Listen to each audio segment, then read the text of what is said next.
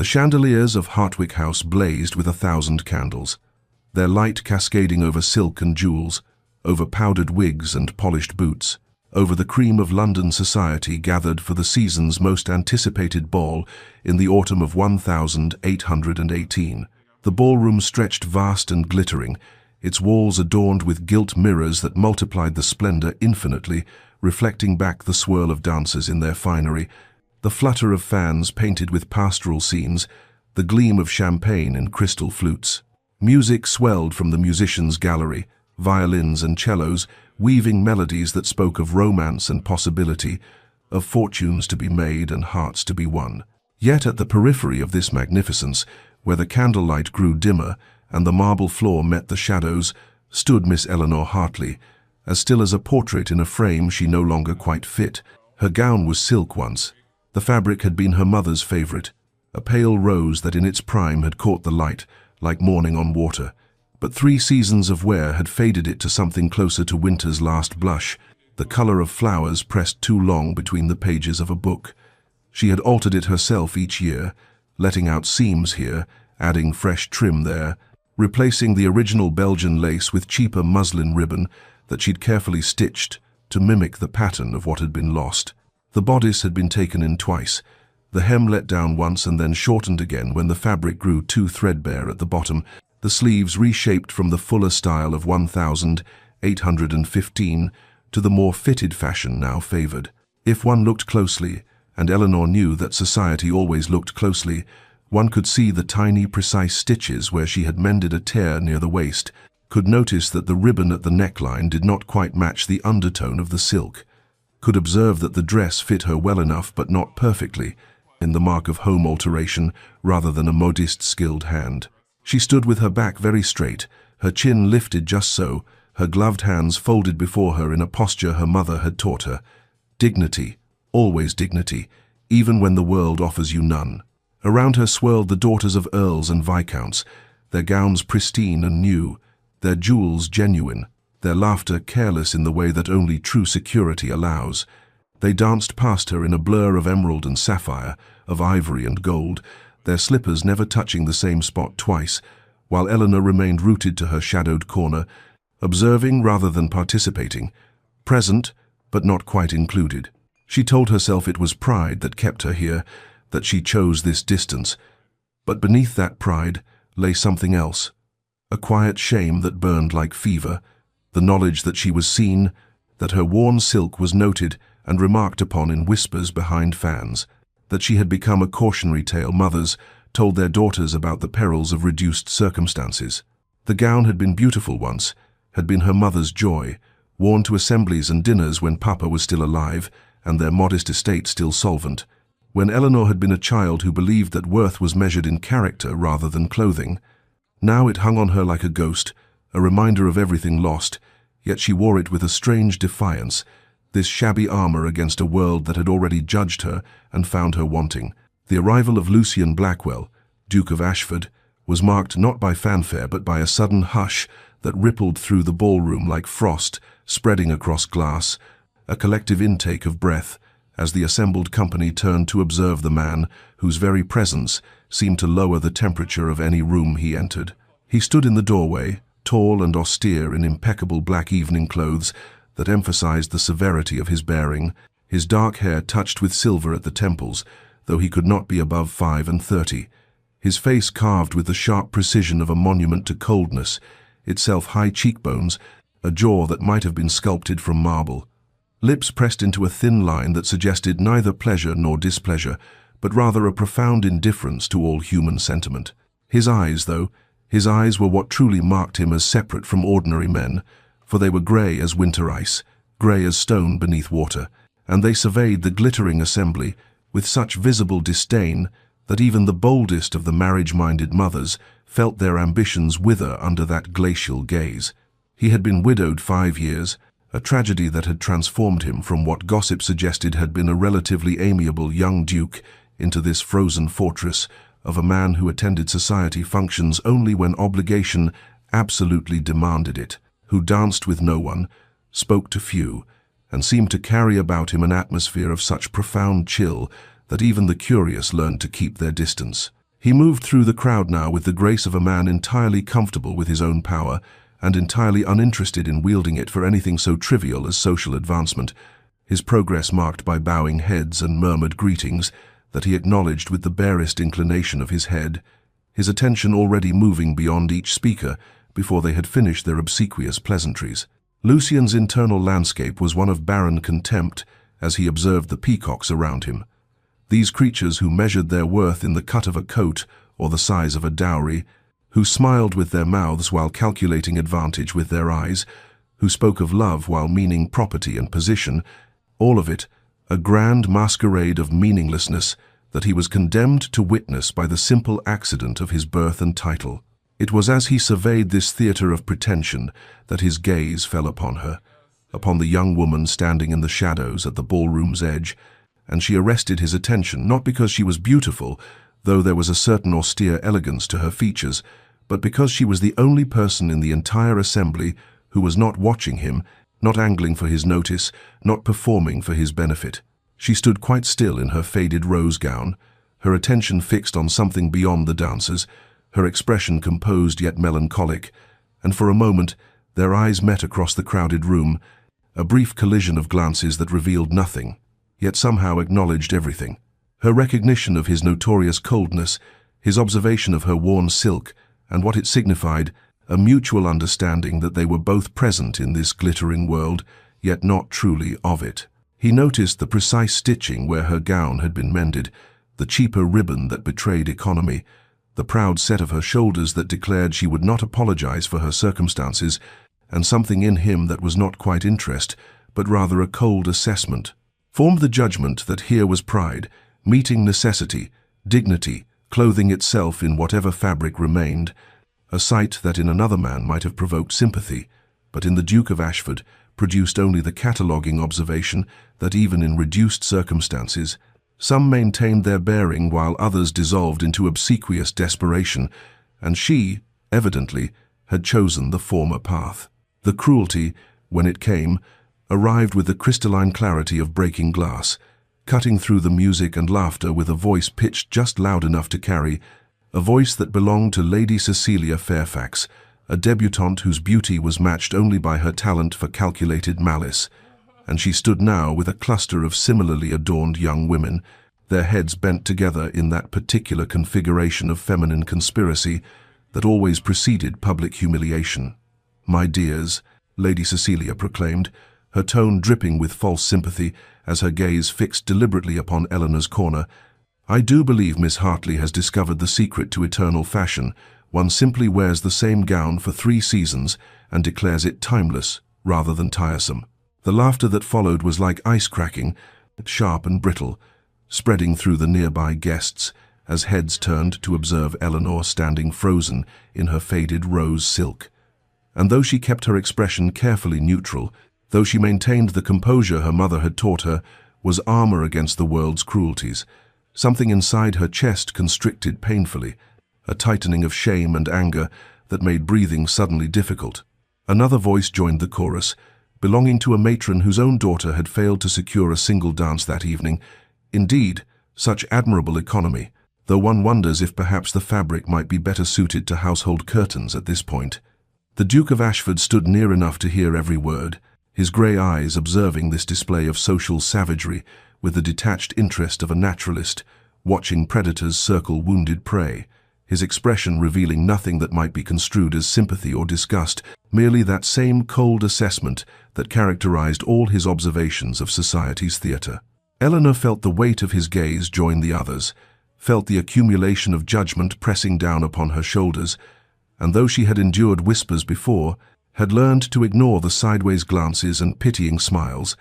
this public exhibition of her poverty struck something deeper, cracking the careful dignity she had constructed around her reduced circumstances like a fist through thin ice. She excused herself with a murmur that no one bothered to acknowledge, moving through the crowd with her head still high but her vision blurring at the edges,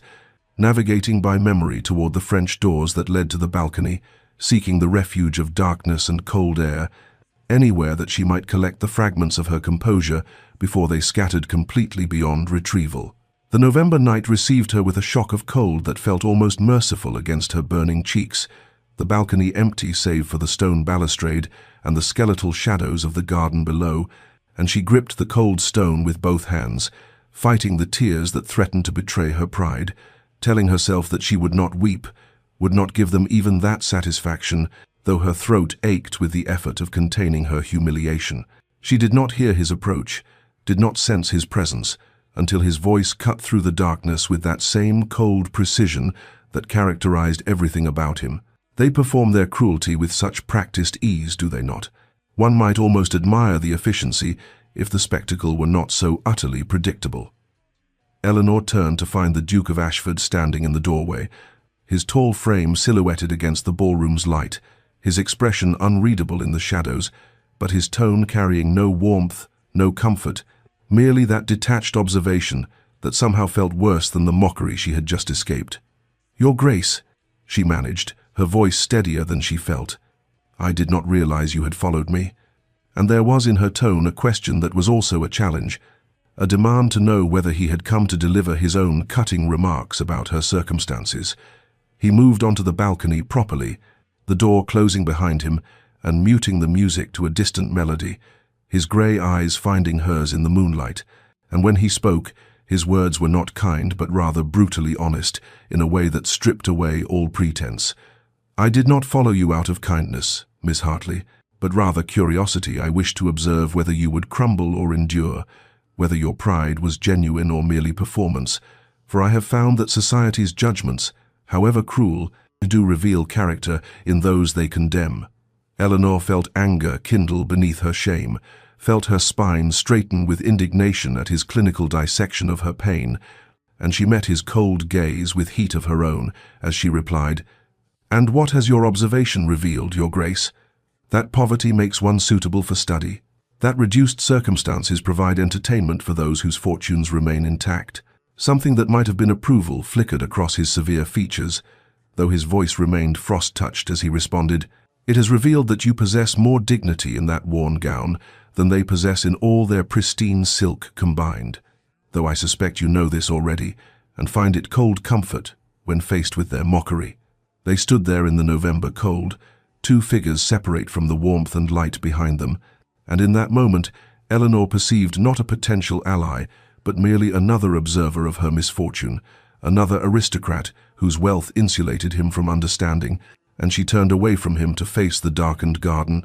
her voice quiet but firm as she said, "If you will excuse me, Your Grace, I prefer my humiliation without an audience." Her words a dismissal even as she remained acutely aware that he had not moved, that he continued to watch her with those penetrating grey eyes that seemed to catalogue every emotion she fought to conceal. 3 days passed, in which Eleanor attempted to return to the small routines that constituted her life, the careful management of their modest household, the stretching of resources that never quite stretched far enough, the tending to her Aunt Josephine whose health grew more fragile with each passing winter, and she had almost convinced herself that the encounter on the balcony had been merely another humiliation to catalogue and forget when the brass knocker sounded against their townhouse door with an authority that made their elderly maid startle in the hallway. Eleanor looked up from the household accounts she had been reviewing, her pen poised above figures that refused to balance no matter how many times she recalculated them,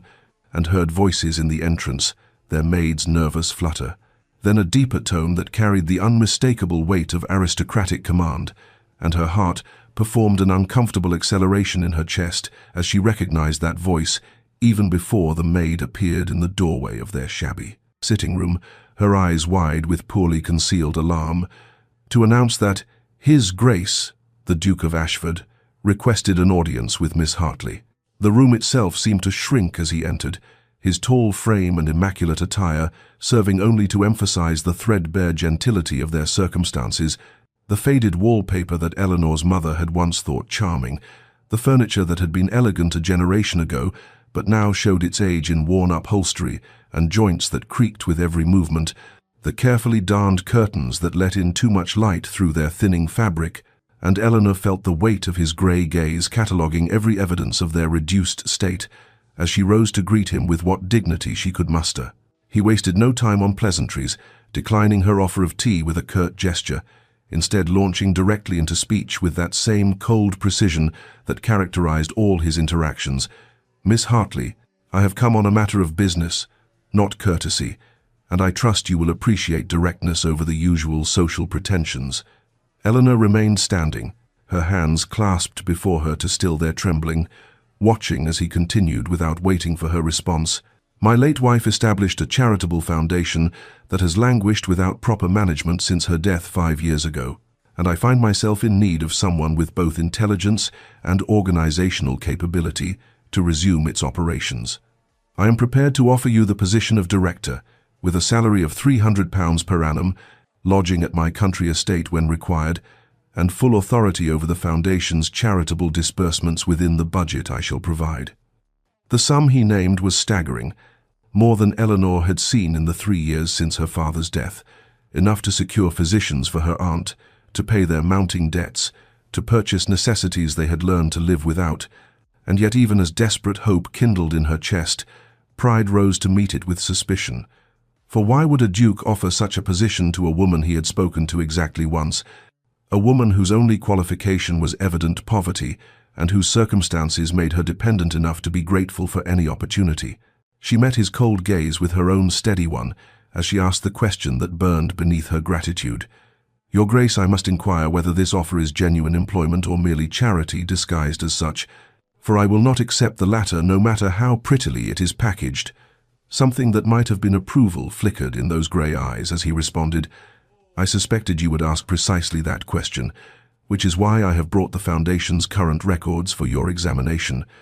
You will find them in a state of considerable disorder. The correspondence ceased, the accounts unclear, the entire enterprise frozen, as thoroughly as everything else in my life has been, these past 5 years, and I require someone who can resurrect it properly, not merely shuffle papers to justify a salary I provide out of misguided pity." He gestured to a leather case he had set beside his chair, continuing,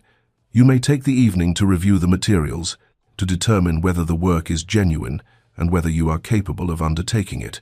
and you may send your answer to me by tomorrow morning. If you decline, I shall seek elsewhere, and we need never speak of this again." Eleanor's aunt, who had been sitting quietly by the fire throughout this exchange, spoke for the first time, her voice quavering but determined. "Your Grace is most generous, but you must understand our position. We cannot afford the appearance of impropriety, and my niece's reputation is all she possesses beyond her character." The Duke's expression remained impassive as he inclined his head toward the elderly woman. "Mrs. Hartley, I assure you the position is entirely proper. Miss Hartley would work primarily from Ashford Manor, under the supervision of my housekeeper. Her lodging would be in the guest wing with her own suite of rooms, and all correspondence would be conducted with appropriate formality. I am offering employment, nothing more and certainly nothing less." That night, after he had departed, leaving behind the leather case of documents, Eleanor and her aunt sat together reviewing the Foundation's records by candlelight, and what Eleanor discovered was exactly as he had described: a charitable enterprise of considerable scope that had indeed ceased all operations 5 years previous.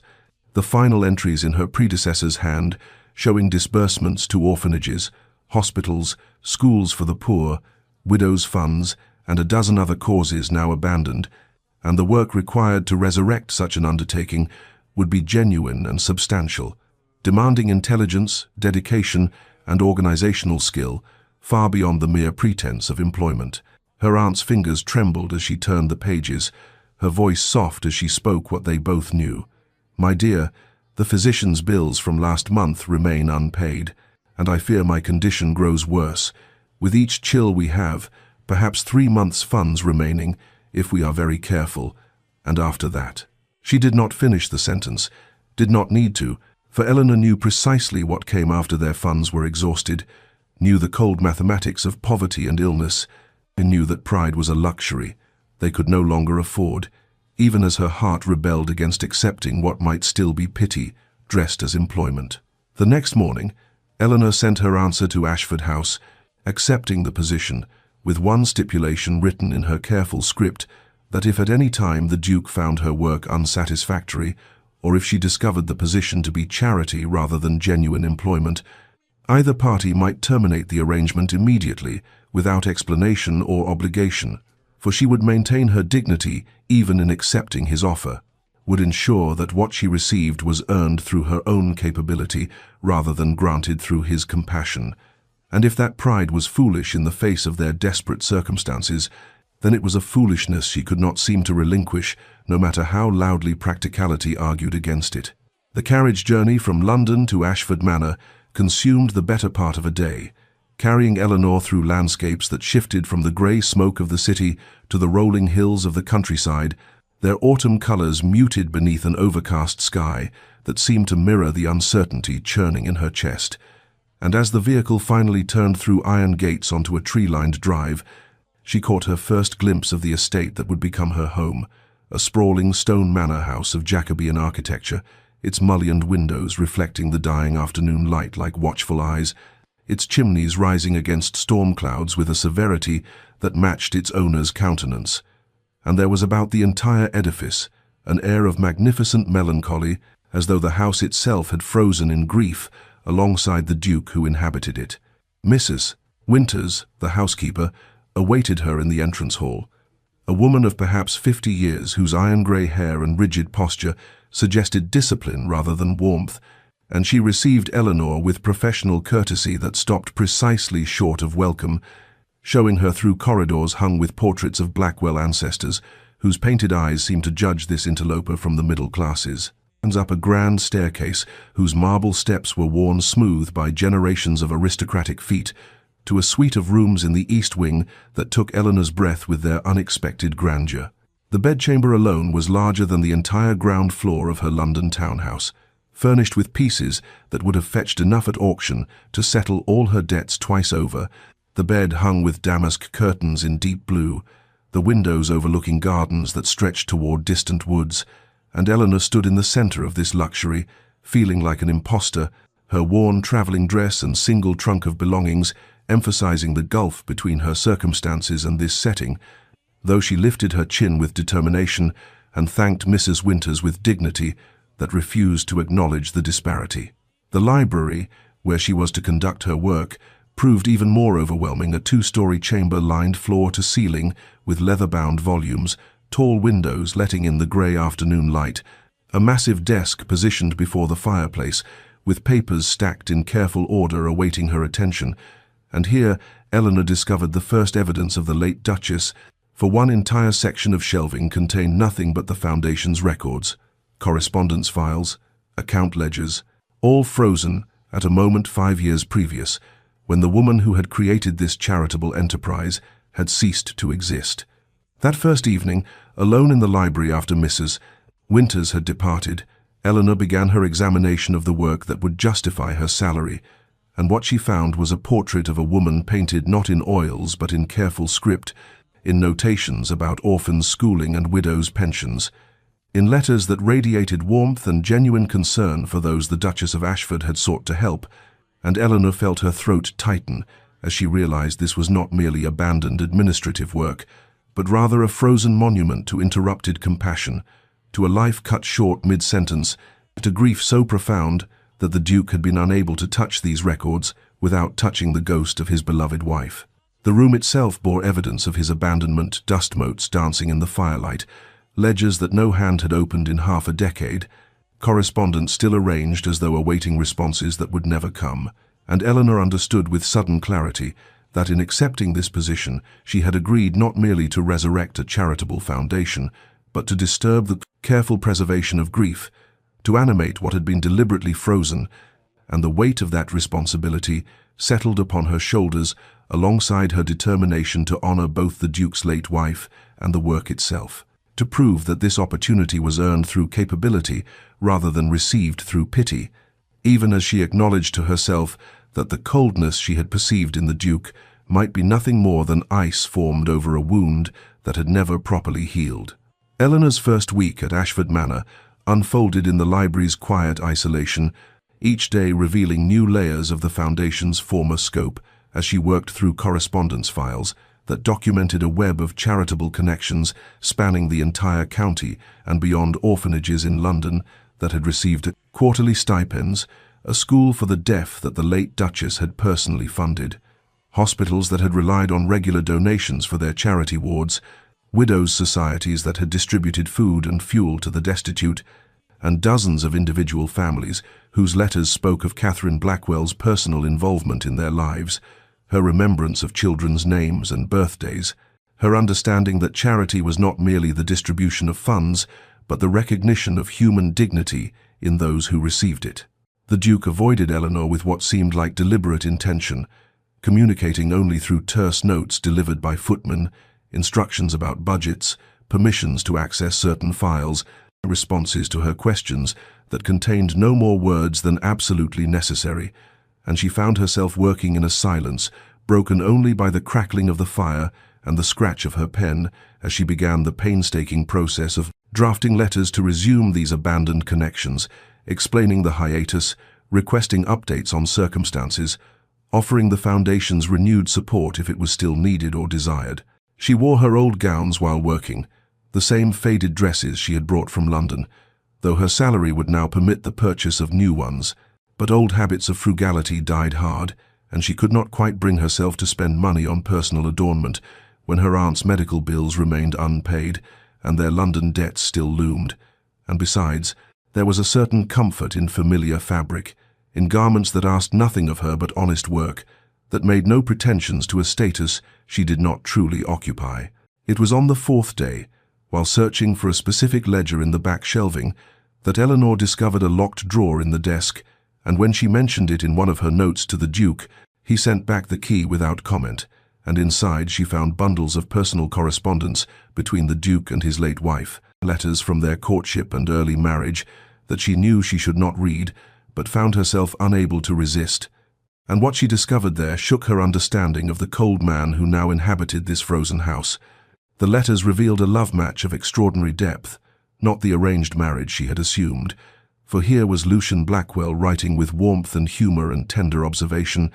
describing his days to Catherine with details he thought might amuse her, confessing fears and hopes with a vulnerability that seemed impossible in the man she knew. And Catherine's responses showed equal devotion, equal intelligence, a meeting of minds as well as hearts. And Eleanor felt like an intruder reading these intimate exchanges, even as they compelled her forward, even as they made her wonder what catastrophic grief must be required to transform the man in these letters into the ice-cold Duke who could barely bring himself to acknowledge her presence in his house. That evening, she encountered him in the hallway outside the library, both of them stopping abruptly at the unexpected meeting, and in the candlelight she searched his face for some trace of the man who had written those letters. But his expression remained impassive, his grey eyes cold as he inquired whether she required anything for her work, and when she said no, he nodded once and continued past her, leaving Eleanor standing alone in the corridor wondering whether that warm, loving man was dead along with his wife, or merely buried so deep beneath ice that no thaw could ever reach him. And which possibility, she thought with uncomfortable self-awareness, and troubled her more than it should, given that she was merely his employee, hired to resurrect his wife's charitable work, not to resurrect the man himself from the grief that had clearly claimed him as thoroughly as death had claimed Catherine Blackwell. Eleanor requested a meeting with the Duke after 2 weeks of working in isolation, her findings too significant to continue communicating through terse notes, and she sent her request through Mrs. Winters with a formality that masked her nervousness, for she had not spoken directly with him since that brief hallway encounter, and when word came back that he would receive her in his study at 3 o'clock, she found herself adjusting her faded grey gown with hands that trembled slightly, telling herself this anxiety stemmed purely from professional concern and not from the uncomfortable awareness that the man in those letters had begun to haunt her thoughts in ways that were decidedly improper for an employee. The study proved as severe as its owner, all dark wood and leather, the walls lined with books that looked more decorative than read, and the Duke sat behind a massive desk with the afternoon light from the tall windows, turning his grey eyes to silver as he gestured for her to sit, his expression one of carefully controlled patience, as though he were granting her an audience he could ill afford to spare. And Eleanor straightened her spine and began her presentation with a composure that refused to acknowledge his intimidating presence, spreading her carefully organized notes across the desk between them while explaining the scope of what his late wife had built. The dozens of charitable connections that had been severed by grief, the good work that awaited resurrection, if he would permit her to proceed. He listened with apparent disinterest, his gaze fixed somewhere past her shoulder, his fingers drumming once against the desktop in what might have been impatience, and Eleanor felt her determination hardening into something like defiance as she continued through her proposals, her voice growing stronger as she detailed budgets and priorities, until she mentioned Street, Anne's orphanage in Whitechapel, the institution Catherine had founded personally after witnessing children sleeping in doorways. And something shifted in the Duke's expression, a crack appearing in the ice as his eyes finally focused on Eleanor's face with an intensity that stole her breath. He asked, his voice rough as though from disuse, whether she had found correspondence regarding Street, Anne's. And when Eleanor produced the file she had set aside for this moment, he reached for it with hands that trembled visibly, a tremor he could not quite control, and she watched as he opened the folder and stared down at his late wife's handwriting, at descriptions of children's faces and progress reports written in Catherine's distinctive script, and the grief that crossed his features was so raw, so carefully unguarded for just that instant,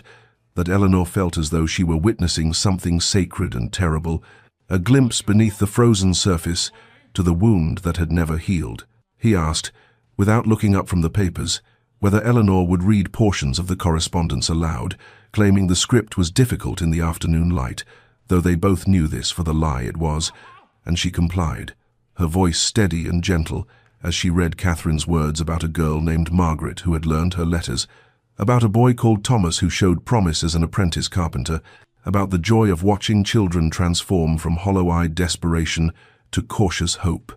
And as Eleanor read, she saw the Duke's hands tighten on the desk's edge, saw him close his eyes against emotion he could not quite suppress, and she understood in that moment that his coldness was not cruelty, but rather the only defense he possessed against grief so profound it might otherwise consume him entirely. Their conversation extended beyond the business she had come to discuss, stretching into the late afternoon as he asked questions about other aspects of the foundation, about her impressions of Catherine's work,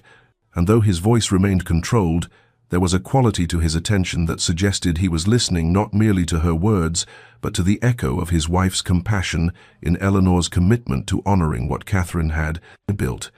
And when he finally noticed that she still wore her old grey gown, the same faded dress she had worn at the ball weeks before, he observed this with a directness that brought heat to her cheeks, asking whether her salary was insufficient to her needs,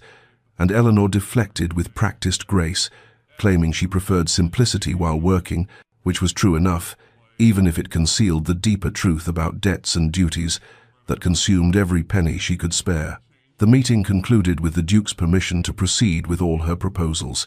his agreement delivered in that same controlled voice that revealed nothing beyond professional approval, yet as Eleanor gathered her papers and rose to leave, she caught him watching her with an expression she could not quite interpret,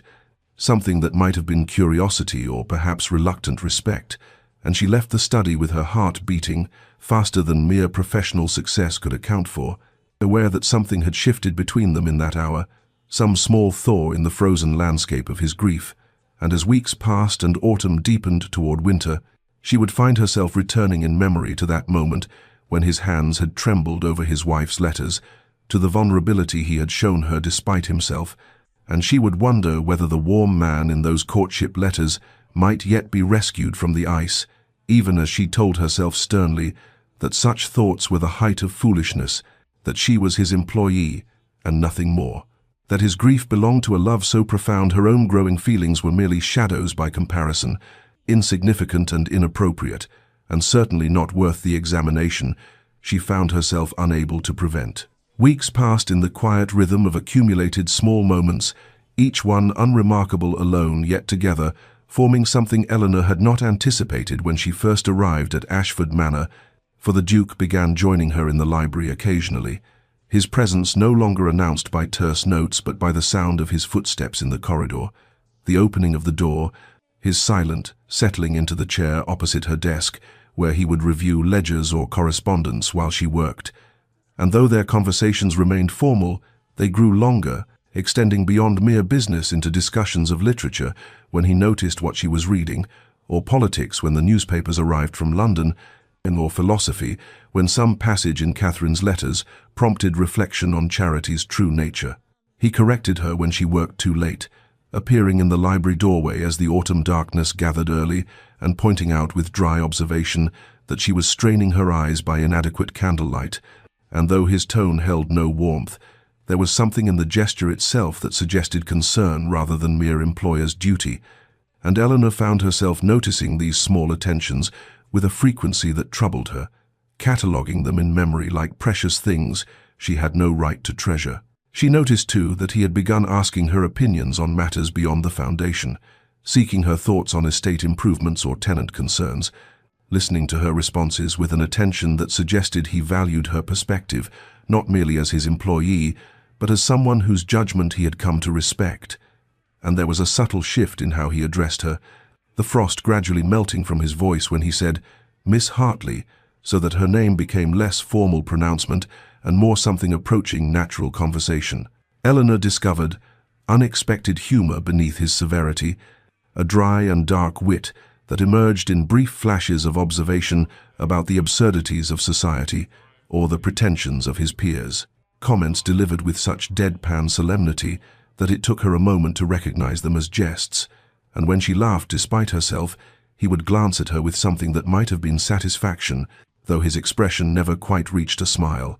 and she began to anticipate these moments with a pleasure she knew was dangerous, this evidence that the warm man from those courtship letters still existed somewhere beneath the ice. Mrs. Winters remarked one morning while bringing tea that the Duke seemed less frozen than before,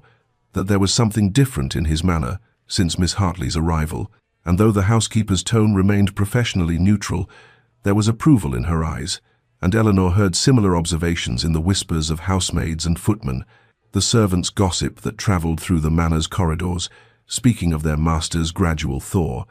and she told herself sternly that she was merely fulfilling her professional duties, that any change in the Duke's demeanour stemmed from the resurrection of his wife's charitable work, and not from Eleanor's presence specifically. Yet she could not quite convince herself of this comfortable lie.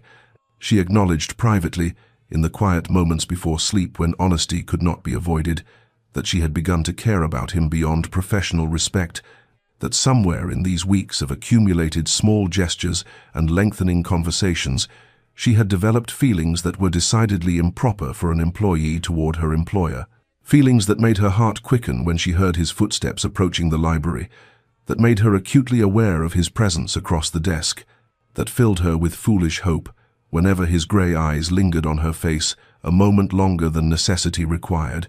and she knew this path led only to heartbreak, for he was a duke, still mourning his beloved wife, and she was merely the poor relation he had hired out of some combination of duty and possibly guilt. Yet knowing this did nothing to prevent her heart from its betrayal, from its insistence on caring despite all reason,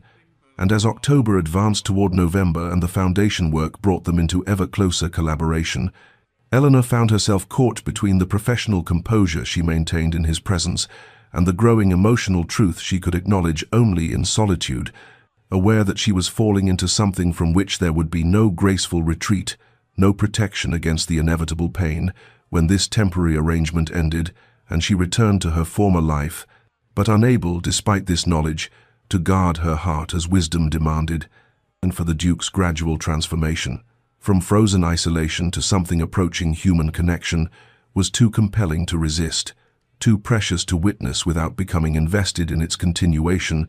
and Eleanor accepted with melancholic resignation that she would carry the cost of these feelings long after she left Ashford Manor, that caring for Lucian Blackwell would leave marks on her heart as permanent as the carefully mended seams in her faded gowns. A fierce October storm arrived without warning on an evening when Eleanor's aunt was visiting neighbours in the village, the sky darkening to bruised purple as wind howled around Ashford Manor's stone walls, and rain lashed against the tall windows, with such violence that Eleanor abandoned any thought of returning to her rooms, choosing instead to remain in the library where she worked through dinner, absorbed in correspondence with a hospital in Manchester that Catherine had supported, so focused on her task that she barely noticed the passage of hours until the Duke appeared in the doorway, carrying a tray of food, an unprecedented gesture that made her look up in startled surprise, as he explained with dry observation that Mrs. Winters feared she would work herself into illness if someone did not intervene, and Eleanor accepted the meal with murmured thanks while he settled into the chair opposite hers, the thunder rolling overhead and lightning illuminating the room in brilliant flashes that threw strange shadows across the book-lined walls and created an atmosphere of enforced intimacy, as though the storm had isolated them from the ordinary world and its careful proprieties. He did not leave after delivering the meal but remained, reviewing papers with apparent concentration, though Eleanor sensed his attention was not fully engaged, and when she rose to examine the portrait of Catherine that hung above the fireplace, a beautiful woman with warm eyes and a gentle smile, she expected him to withdraw or grow cold, yet instead he joined her before the painting and began to speak about his wife with an openness he had never before displayed, describing Catherine's warmth and her instinctive compassion for those in need, her laughter that had filled these rooms with joy. And then his voice grew quieter as he told Eleanor what he had never spoken aloud in the 5 years since her death, the terrible day when Catherine had labored to bring their child into the world and failed, when both mother and infant had slipped away despite the best physicians money could summon, and the guilt he carried for being unable to save them, for watching helplessly as everything he loved was torn from him in hours of agony that haunted him still. Eleanor listened with tears gathering in her eyes, not from pity but from recognition of grief so profound it had frozen him in self-protection, and when he finished speaking, she found herself sharing her own losses in return, describing her mother's long decline from consumption, the way Eleanor had nursed her through months of suffering only to lose her regardless, and then her father's death a year later that had left Eleanor and her aunt destitute, cast from comfortable life into genteel poverty with its careful economies and quiet desperation. And as she spoke, she saw in the Duke's face the mutual recognition of shared grief, the understanding that they had both endured losses that marked them permanently, that shaped how they moved through a world that seemed careless in its cruelty. The thunder crashed directly overhead, and the lightning illuminated them, frozen in that moment of communion. Two people who had learned to guard their hearts standing together before the portrait of a woman whose absence had defined both their lives, his through direct loss, Eleanor's through the charitable work that had become her purpose, and the emotional breakthrough that passed between them was not dramatic, but quiet and profound, a settling of understanding that neither had expected when the storm began, but which felt inevitable now, as though the accumulated weeks of small gestures and lengthening conversations had been leading toward this honest exchange of pain. And when the Duke finally turned from Catherine's portrait to meet Eleanor's eyes, there was something different in his expression, a softening of the ice that had protected him, a willingness to be seen in his vulnerability that he had shown no one since his wife's death. And Eleanor understood with sudden clarity that she was witnessing his first real step toward healing, toward allowing himself to feel something beyond frozen grief. And the knowledge that she had played some small part in this thawing filled her with a tenderness she could not quite name and dared not examine too closely, for the boundaries between them remained even as something essential had shifted in the storm-darkened library. The local assembly arrived 3 weeks after the storm, an annual gathering of the county's gentry held in the modest assembly rooms of the nearby market town, and Eleanor received an invitation addressed to her as the Duke's foundation director, a gesture of respect from the local families who had begun to notice the charitable work's revival under her management, and though she might have declined, she found herself accepting, partly from professional duty and partly from a desire to prove she could face society again without the shame that had marked her earlier encounters. And so she prepared for the evening wearing her familiar gown, the pale blue silk that had been her mother's favorite, retrimmed once more with fresh ribbon purchased from her salary, the fabric showing its age in the slight fading along the seams and the thinness of the material where it had been altered and re-altered over 3 seasons of use, yet still presentable enough for a country assembly, or so Eleanor believed as she descended the stairs of Ashford Manor, where the Duke waited to escort her. His expression unreadable as he noted her dress but said nothing, merely offering his arm with formal courtesy that had become familiar over the months of their growing connection. The assembly rooms were warm and crowded when they arrived, filled with local families and minor gentry, who greeted the Duke with respectful deference, and Eleanor with curious interest for her position at Ashford Manor had sparked speculation among the county society, and she moved through the rooms with careful composure, discussing the foundation's work with several ladies who had offered donations and accepting compliments on the revival of Catherine's charitable projects. Yet, as the evening progressed, she felt the familiar weight of being observed, of being assessed, and found somehow wanting despite her respectable position, and when she moved toward the refreshment room to escape the scrutiny for a moment, her gown caught on a protruding door hinge that some careless servant had failed to repair properly,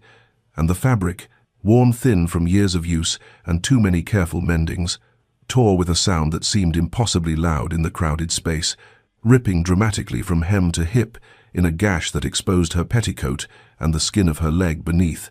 and Eleanor froze in mortification as heads turned toward the sound,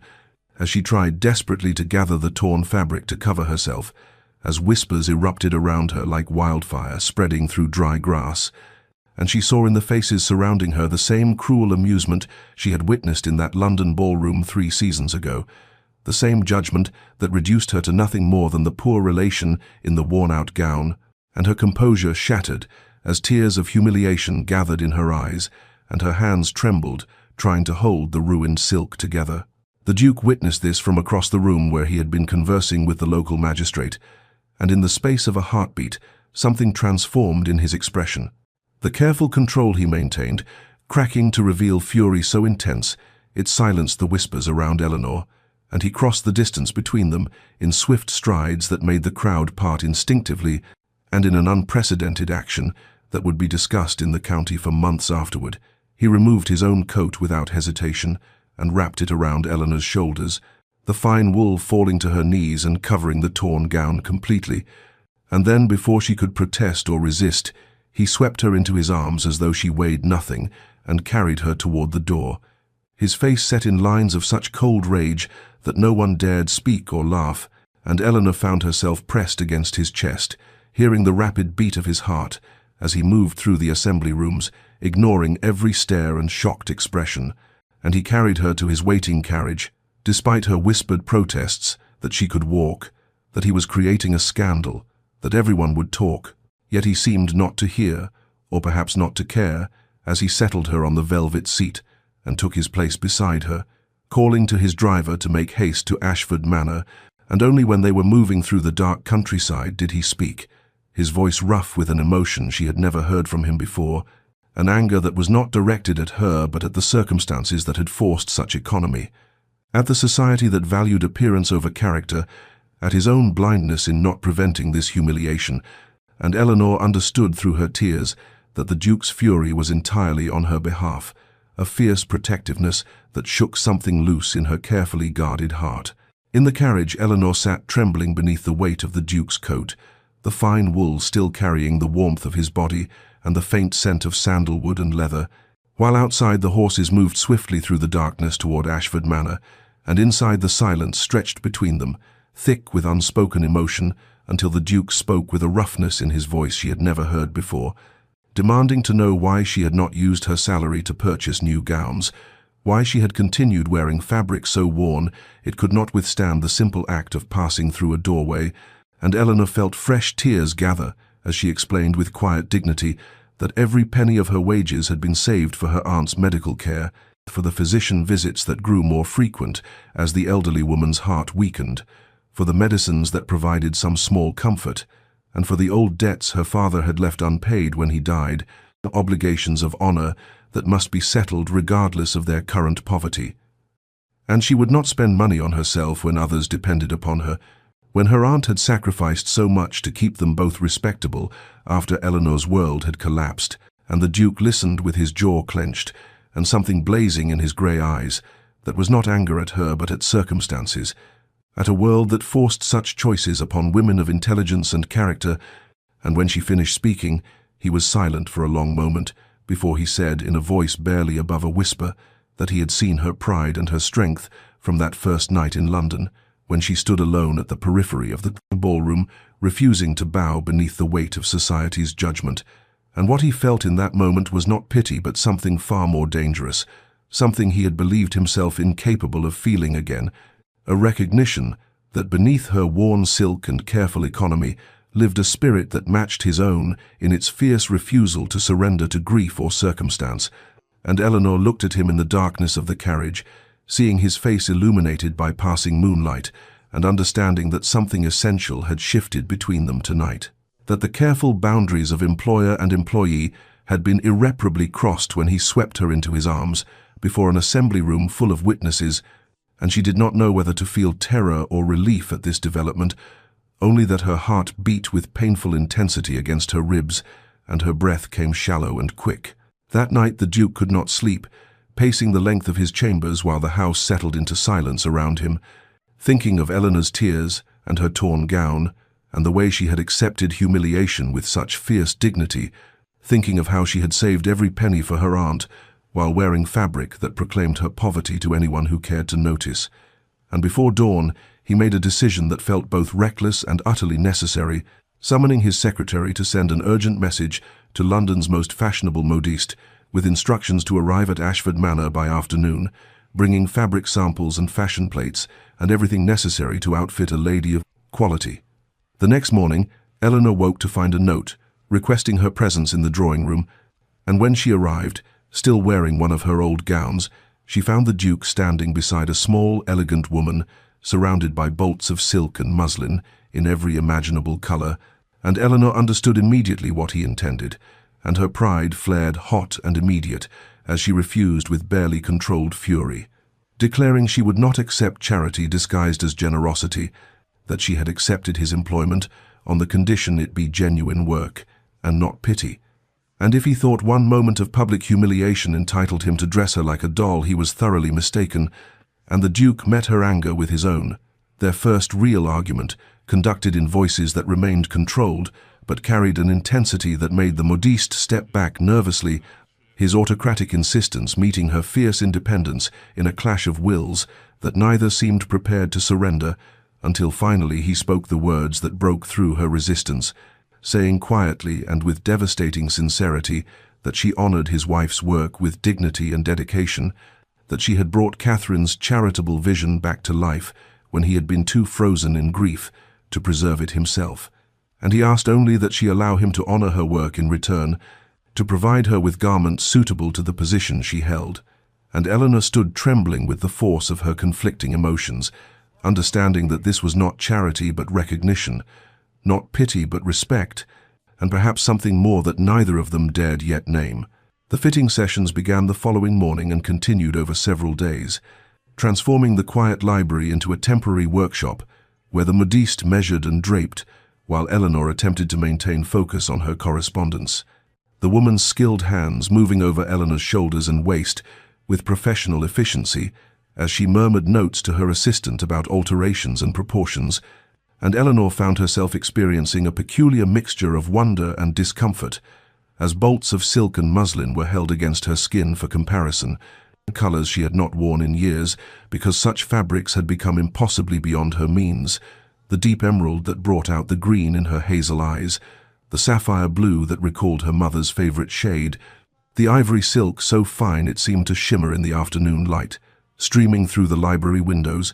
and though she tried to work through the fittings, she could not help but run her fingers over the materials with barely concealed longing, remembering what it felt like to wear something beautiful not because it had been carefully mended and retrimmed, but because it was simply new and lovely. Yet even as she marveled at the fabrics, she remained uncomfortable with the expense, with the knowledge that the Duke was providing this when she had insisted their arrangement be one of employment rather than charity, and she caught herself more than once on the verge of stopping the entire process before reminding herself of his words about honoring her work as she honored Catherine's, though whether she truly believed this rationalization or simply wanted an excuse to accept what her pride would otherwise refuse, she could not entirely determine. The Duke observed these sessions from the library doorway more than once, though he pretended not to when Eleanor glanced in his direction. His presence felt even when he remained silent as the modiste worked, and Eleanor wondered what he saw when he looked at her draped in fine fabrics, whether he was comparing her to Catherine or simply ensuring his investment in her wardrobe was proceeding appropriately. Yet she could not ask, and he did not offer explanation, maintaining the careful distance that had characterized their relationship, even as something unspoken shifted between them after the night of the torn gown. And when the first completed dress arrived 1 week later, Eleanor stood before the mirror in her chamber, feeling almost like a stranger to herself. The deep emerald silk transforming her appearance in ways she had not anticipated,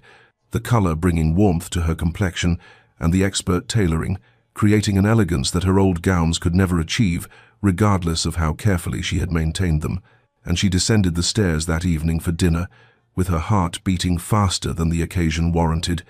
uncertain why this particular dress made her feel so vulnerable. And the Duke stood in the entrance hall in conversation with his steward regarding some matter of estate business when he saw her, and he stopped mid-sentence as though his thoughts had scattered completely, his carefully controlled expression cracking for just a moment to reveal something that looked almost like wonder before he mastered himself again, though his eyes remained fixed upon her with an intensity that made her breath catch. And when the steward departed, he approached her with formal courtesy and asked if she would do him the honor of dining with him that evening, not as his employee, but as his companion, a request that shifted the ground beneath their carefully maintained boundaries, and Eleanor accepted with equal formality, though her hands trembled slightly as he offered his arm to escort her to the dining room. And that evening, their conversation flowed with an ease that had been building over months of accumulated moments, but had never quite emerged until now, their words ranging from the foundation's work to literature to observations about the changing season. And as autumn deepened into winter, Eleanor understood that something irrevocable had begun between them, something that both terrified and exhilarated her in equal measure. Winter arrived at Ashford Manor with a silence that seemed to blanket the world in white, transforming the estate into something both beautiful and austere, and under Eleanor's careful management, the foundation work expanded beyond what even the Duke had anticipated. The correspondence she had initiated in autumn, now bearing fruit as schools reopened their doors to children who had been turned away for lack of funds, as hospitals received donations that allowed them to treat patients regardless of their ability to pay, as families who had struggled through 5 years without support found themselves once again connected to the charitable network Catherine had built. And Eleanor found herself working alongside the Duke daily as they visited tenant families in their cottages to assess their needs for the harsh season ahead, traveled to nearby villages to inspect the charitable institutions that relied upon the foundation's support, and spent long hours in the library drafting letters and reviewing accounts. And during these shared labors, small touches accumulated like snowflakes building into drifts, his hand steadying her elbow when they walked together on icy paths, his immediate attention when he noticed her shivering despite her cloak as he insisted she accept his warmer wrap, his quiet observations when she worked too late into the evening that she looked tired and should rest, gestures that might have seemed merely courteous from an employer, but which carried an unmistakable quality of personal concern that made Eleanor's heart beat faster, even as she tried to maintain appropriate distance between them. She observed his transformation with wonder and growing trepidation, watching as the ice that had encased him since Catherine's death continued its slow thaw, the grey eyes that had been so cold when she first met him, now warming when they rested upon her. And he smiled occasionally at something she said, a real smile that transformed his severe features into something almost gentle. And once she even heard him laugh at a wry observation she made about a particularly pompous charity administrator, a sound so unexpected that she stopped mid-sentence in surprise, and the household staff noticed these changes with knowing glances and whispered conversations in the servants' hall, Mrs. Winters remarking to the butler that the master seemed less frozen than he had been in all the years since the Duchess died, that Miss Hartley had somehow accomplished what no one else had managed, bringing warmth back to Ashford Manor simply through her steady presence and quiet competence. Yet even as Eleanor witnessed and contributed to this transformation, she felt her own internal conflict intensify with each passing day. The growing feelings she harbored for the Duke warring against the impossible reality of their situations, for she remained technically his employee. Despite the evenings, they now spent dining together and the easy conversations that flowed between them. And he was still a Duke, while she was the daughter of minor gentry who had died leaving nothing but debts, and society would never accept such a union, regardless of whatever genuine affection might exist between them. and she knew with painful certainty that loving him was both inevitable and foolish, that she should guard her heart against hopes that could never be realized. Yet her heart betrayed her with every small kindness he showed, every moment his hand lingered on hers when passing documents, every time his eyes found her across a room with an expression that made her breath catch, and she lay awake at night in her beautiful chamber, wearing one of the silk nightgowns the modiste had provided, and acknowledged to herself that she had fallen in love with a man she could never have, that the careful boundaries between employer and employee had dissolved, without her noticing, until it was far too late to protect herself, and the knowledge filled her with both joy and despair in equal measure. As winter deepened around Ashford Manor and Christmas approached with all its promises of hope and celebration. Christmas arrived at Ashford Manor with the promise of celebration, though Eleanor had initially planned to return to her modest townhouse to spend the holiday with her elderly aunt, a prospect that filled her with both duty and melancholy, since it would mean leaving the Duke and the estate that had become more home to her than anywhere she had lived since her parents' deaths. Yet when word arrived that her aunt had been invited to stay with neighbors for the season and was quite content in their company, Eleanor found herself both relieved and uncertain, for it meant she would remain at Ashford Manor through the holidays with no clear reason to depart, and the Duke found her in the library 2 days before Christmas, examining correspondence from one of the Foundation's orphanages, and asked with careful formality whether she might consider remaining at the manor to help him resume the traditional Christmas celebrations that Catherine had once hosted for the tenants and staff, celebrations that had not occurred in the 5 years since her death, and Eleanor saw in his grey eyes something that looked almost like hope mixed with trepidation as he explained that he thought perhaps it was time to bring warmth back to Ashford Manor during the season that most demanded it, and she agreed with a flutter in her chest that had nothing to do with the work itself and everything to do with the way he looked at her when she accepted. The days that followed were filled with preparations that transformed the melancholic manor into something alive with possibility, Eleanor and the Duke working side by side to oversee the decorating of the great hall with holly and ivy, brought in from the estate grounds, planning the Christmas feast with Mrs. Winters, who seemed delighted to see the old traditions restored, and selecting small gifts for the tenant children from the nearby village. And during these shared labors, Eleanor felt the barriers between them continuing to dissolve in ways both wonderful and terrifying, their hands brushing as they hung garlands along the banister, and their shoulders touching as they bent together over lists of preparations.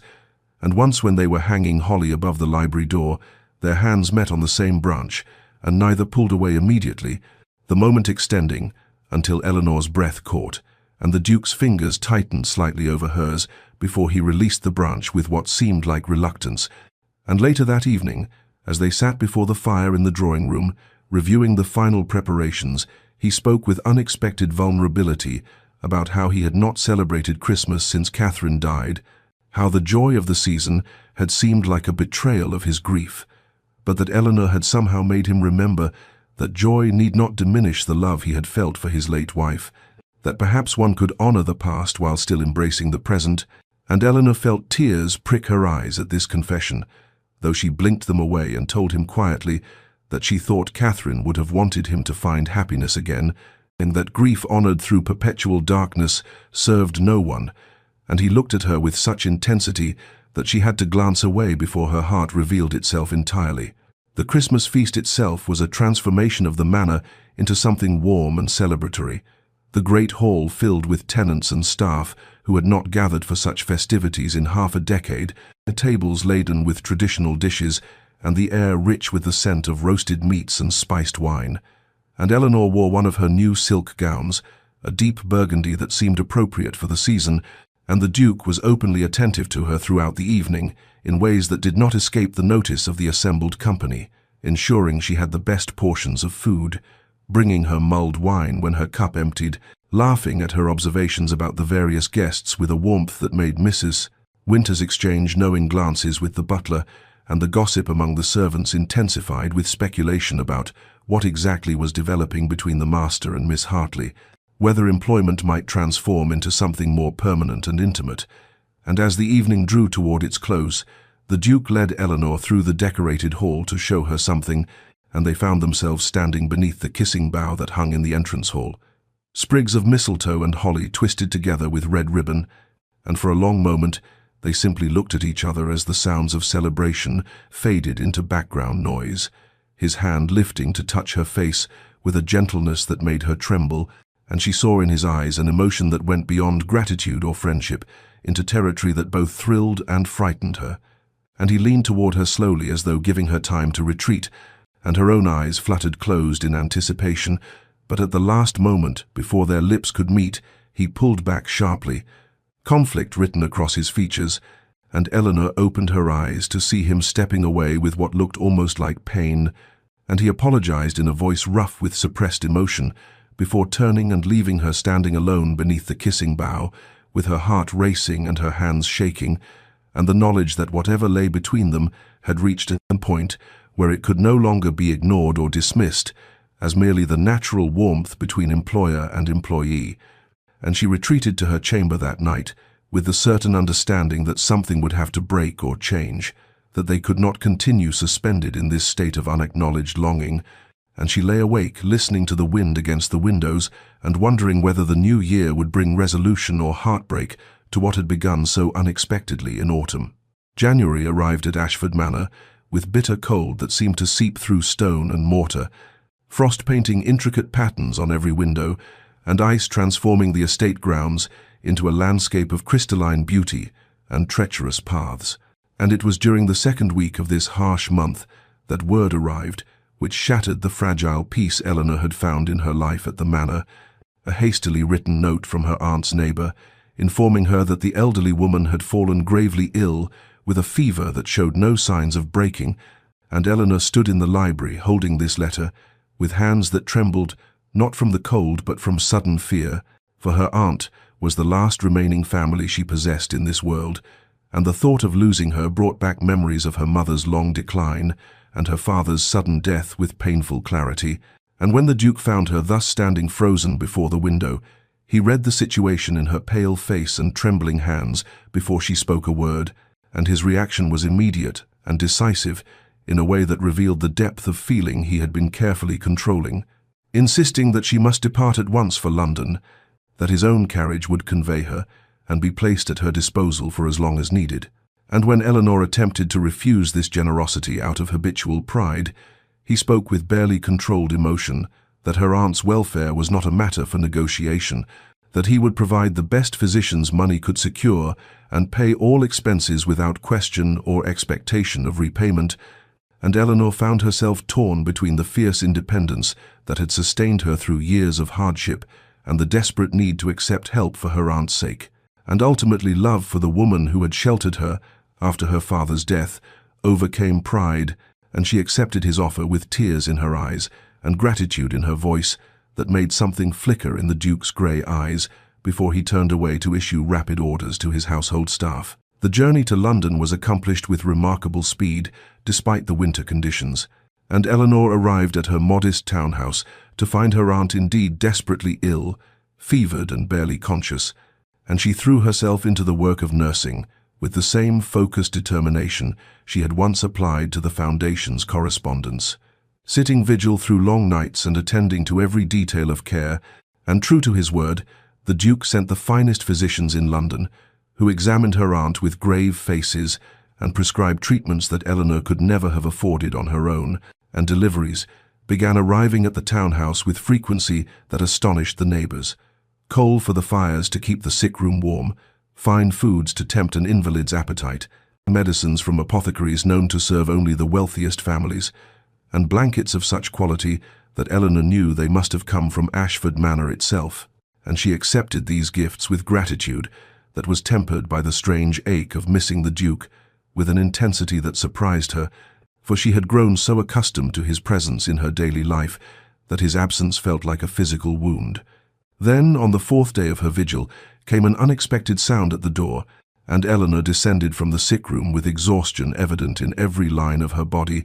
to find not a delivery, but the Duke himself, standing in her shabby parlour, looking entirely out of place among the worn furniture and faded curtains, and he explained with careful formality that he had come to inquire after her aunt's progress,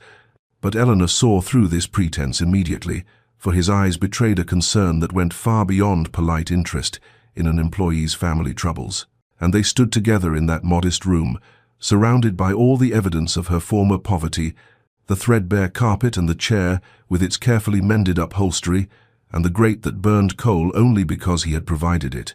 And the Duke's real purpose became unmistakably clear when he took her hands in his own and spoke with a vulnerability she had never heard from him before, his voice low and rough with suppressed feeling as he said that he had tried to remain at Ashford Manor, had told himself that her absence was temporary and he must simply wait for her return, but that he found he could not bear it, could not endure another day without seeing her and assuring himself of her welfare. And then he spoke words that Eleanor had not dared hope to hear, his grey eyes holding hers with an intensity that made her breath catch, as he said, "I believed myself frozen beyond revival, Miss Hartley,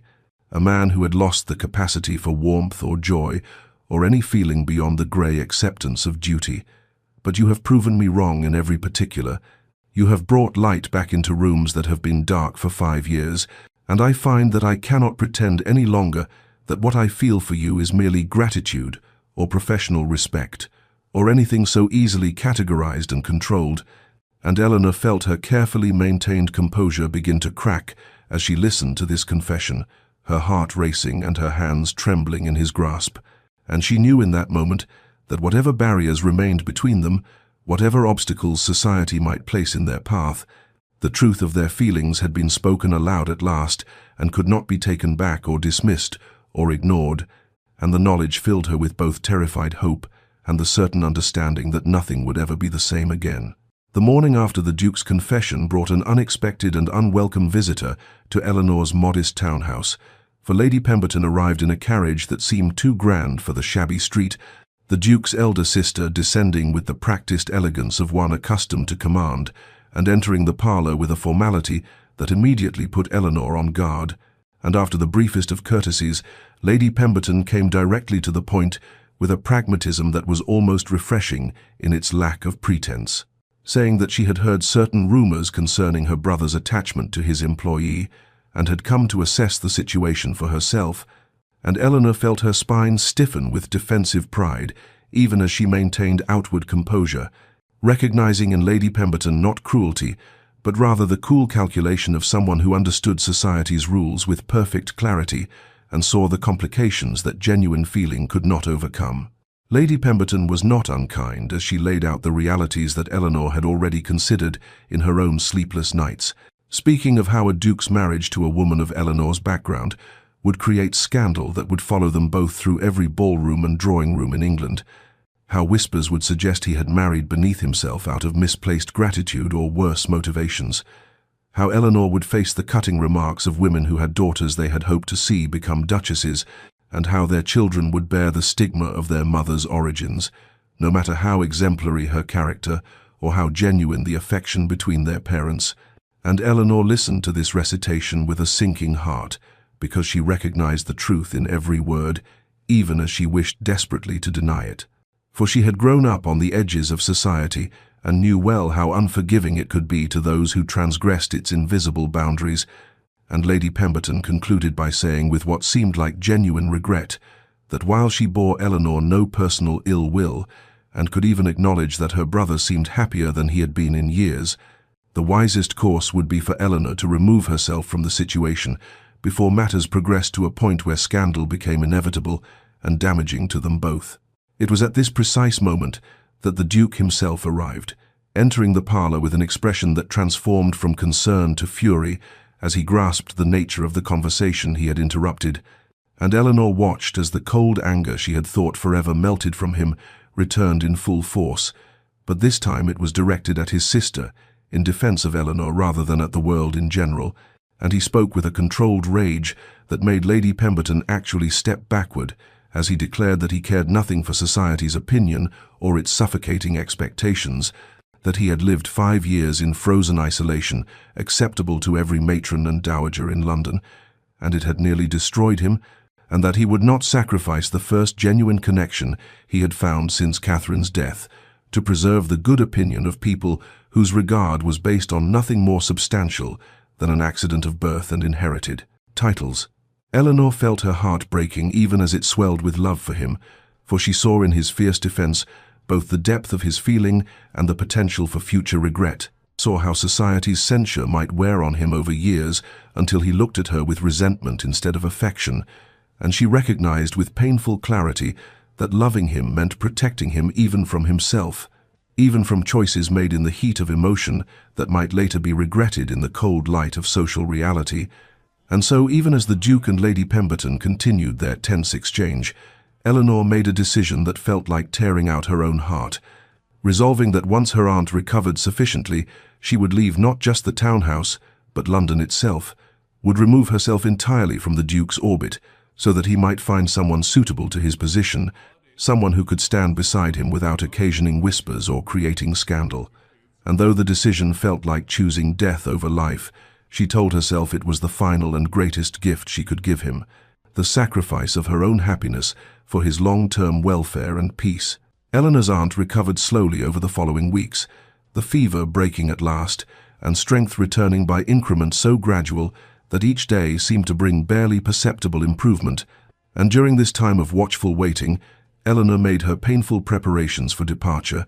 composing a letter of resignation that she rewrote 7 times before achieving the proper tone of professional gratitude without revealing the devastation beneath each carefully chosen word. And when at last her aunt could sit up without assistance and take nourishment without difficulty, Eleanor knew she could delay no longer the decision that felt like severing her own limbs, and so she requested an audience with the Duke and delivered her notice with a composure that cost her every ounce of strength she possessed, informing him with manufactured calm that she had secured another position and would be leaving his employ within the fortnight, the lie sitting like ash on her tongue, but necessary to prevent him from offering solutions that would only prolong the agony of their impossible situation. The Duke's reaction was terrible in its restraint, for he did not rage or plead, but simply stood motionless before the library fire, with his back to her for a long moment, before turning to face her with an expression that combined devastation and bitter understanding, and he asked only one question, his voice low and carefully controlled as he said, "Is it society you fear, Miss Hartley, or my heart you doubt?" And Eleanor found herself unable to answer truthfully, without revealing the depths of her own feelings, without confessing that she loved him so desperately that the thought of leaving felt like choosing to stop breathing, and so instead she claimed with false steadiness that it was simply time to move forward with her life, that she was grateful for all he had done for her and her aunt, but that remaining at Ashford Manor indefinitely would be inappropriate given the circumstances. And she watched as something shuttered behind his eyes, and the coldness she thought forever melted began to reform, like ice crystallizing across still water, though this new frost was different from what she had first encountered, brittle and fractured rather than solid and impenetrable, as though it might shatter entirely at the slightest pressure. The days that followed were marked by excruciating formality, as they moved through the motions of concluding her employment, the Duke communicating through terse notes once more and avoiding her presence, except when absolutely necessary. And Eleanor packed her belongings with hands that trembled and eyes that burned with tears she refused to shed, and she made arrangements for her departure with the same meticulous attention to detail she had once applied to the Foundation's correspondence, trying to lose herself in practical matters so she would not have to acknowledge the way her heart was breaking with each item she placed in her modest trunk. Then, on the night before her planned departure, a summons came, a brief note in the Duke's hand, requesting her presence in the library at 9 o'clock, and Eleanor descended the stairs with dread pooling in her stomach,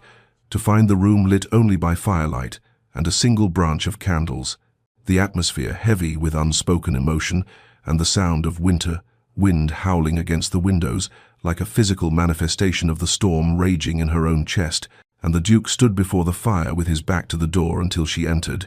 at which point he turned, and she saw in his face such carefully controlled anguish that she nearly went to him despite all her resolutions, and he crossed to his desk and retrieved a document which he presented to her with hands that were almost steady, explaining in a voice devoid of inflection that he had instructed his solicitors to draw up papers making her director of the charitable foundation, permanently and independently, with authority and income that would not require her continued residence at Ashford Manor, or indeed any connection to him beyond the professional oversight of the foundation's work, and he concluded by saying with devastating quietness, If you will not accept my heart, Miss Hartley, then accept this at least, and for the work you have done deserves recognition and security that does not depend upon my goodwill or continued favor." And Eleanor stood holding this document that represented both freedom and a kind of death, understanding that he was releasing her from any obligation while simultaneously ensuring she would never face the poverty and vulnerability that had once defined her existence.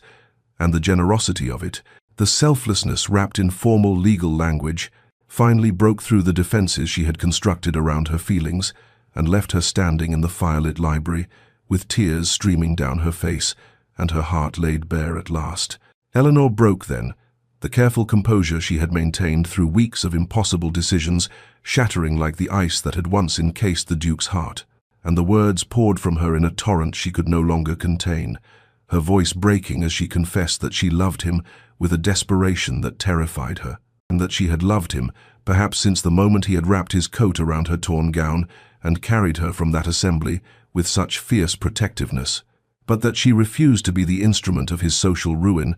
refused to become the poor relation he married, out of misplaced obligation or pity, only to regret years later, when society's whispers wore away at whatever affection he felt now,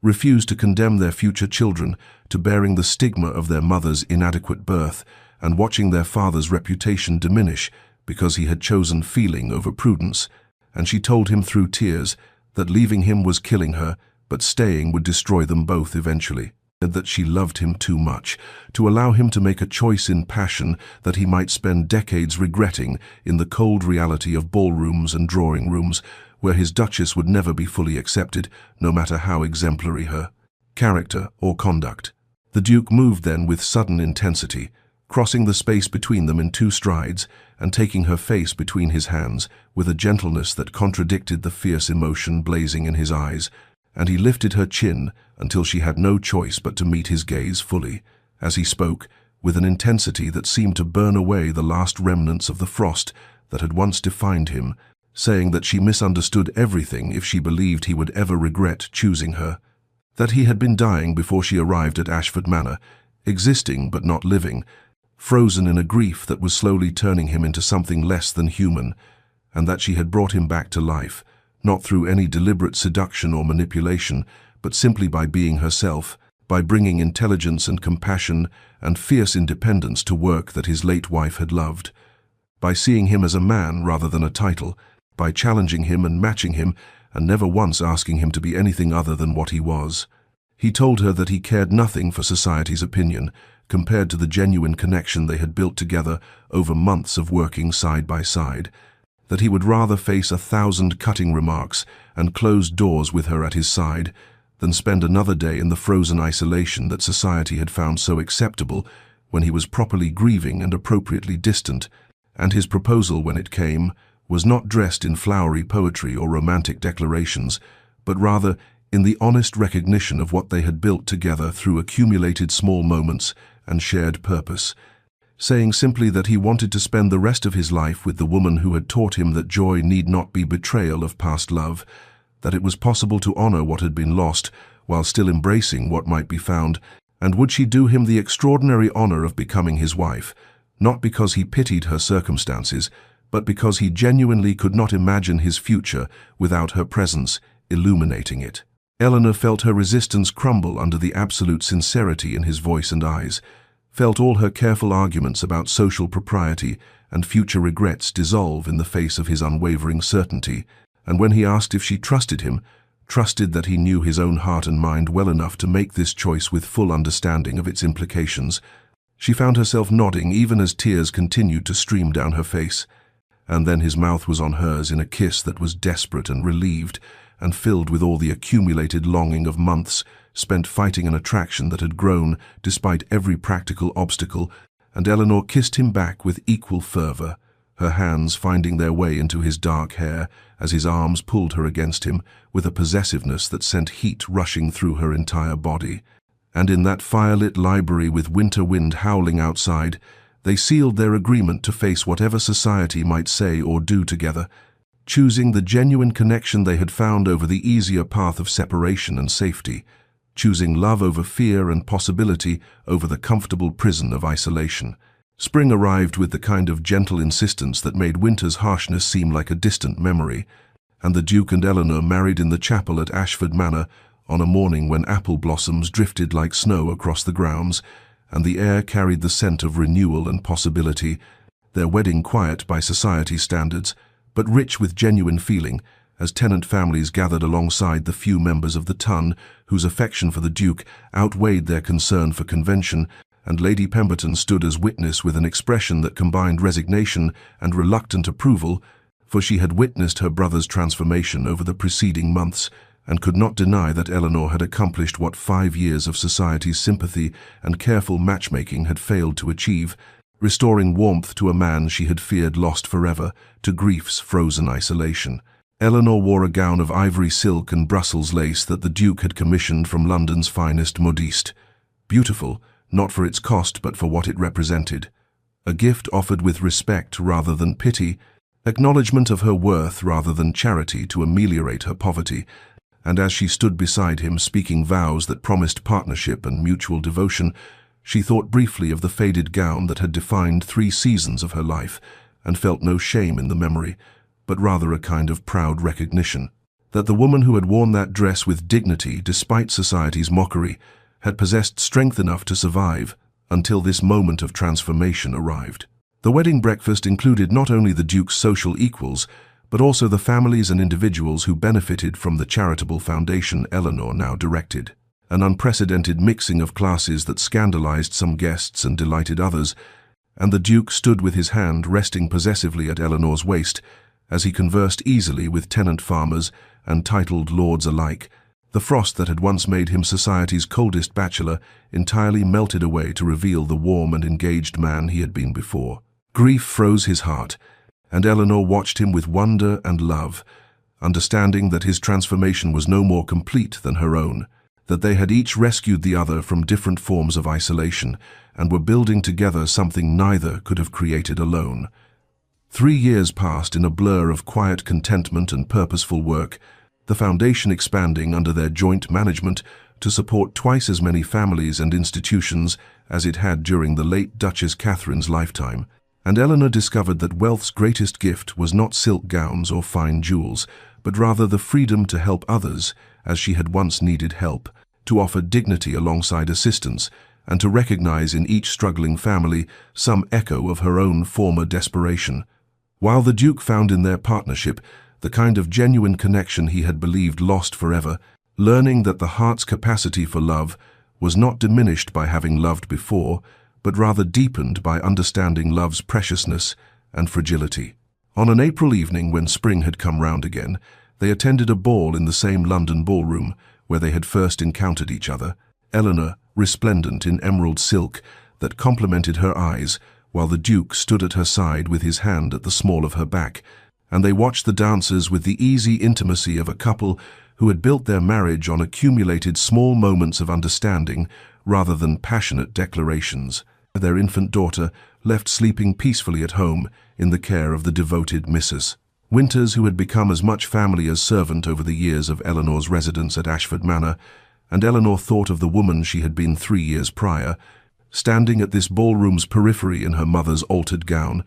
and felt no bitterness toward the society that had mocked her poverty, but rather gratitude for the circuitous path that had led her to this moment, to this man, to this life she could not have imagined in her darkest moments of struggle and shame. And when the Duke bent to murmur in her ear that she was by far the most beautiful woman present, she smiled and replied that he was quite possibly biased,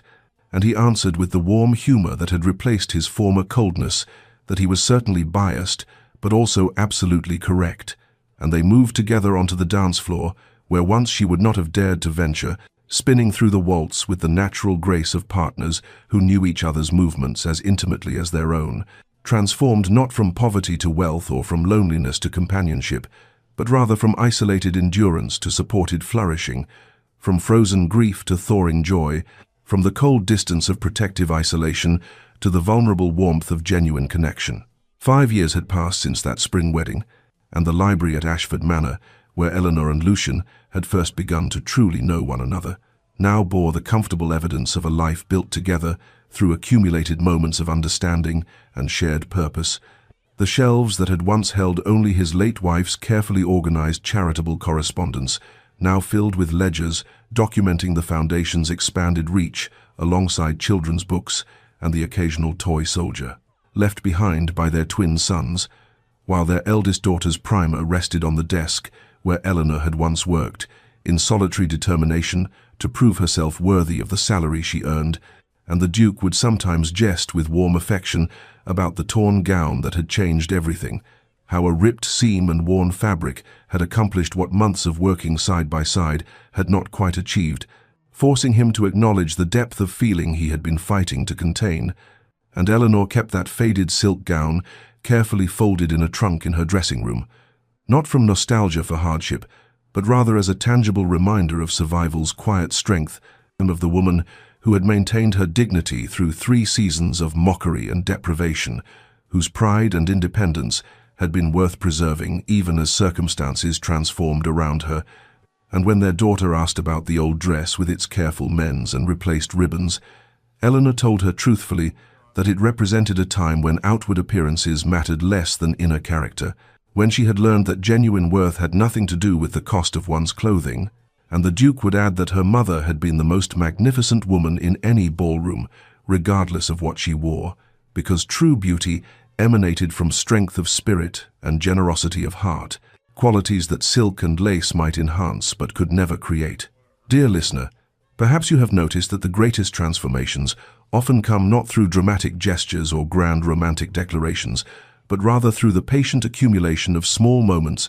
the gradual thawing of hearts frozen by grief or disappointment,